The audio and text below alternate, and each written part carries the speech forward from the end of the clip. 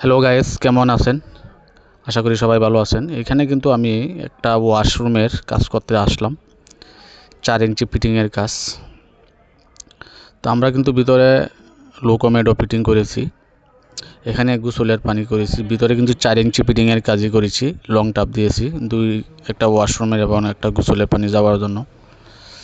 আসলেও আমরা কিন্তু অনেক ভাই কাজকাম গ্রাম অঞ্চলে যারা কাজকাম করেন, অনেক সময় কিন্তু আপনারা গোসলের পানি যাওয়ার সময় কিন্তু লং টাপ দেন নাই। আসলেও লং টাপ দেওয়ার দরকার, না হলে ভিতরে অনেক গ্যাস হয়ে যায়।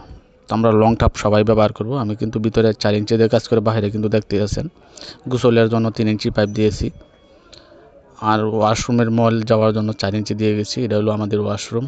আর গোসলের ব্যবস্থা করা হয়েছে, 2টা পার্টিশন করা হচ্ছে। রাজার কাজটাও কিন্তু আমার হাতেই হয়েছে, যেহেতু এটা গ্রাম অঞ্চলের কাজ। অল্প খরচে কাজটা কিন্তু হয়েছে। আমাদের এইভাবে গ্রাম অঞ্চলের কাজ বেশিরভাগ করা হয়। আমি কিন্তু আপনাদের অনেক বড় বড় কাজও করে থাকি, ফাউন্ডেশনের কাজ থেকে শুরু করে সব ধরনের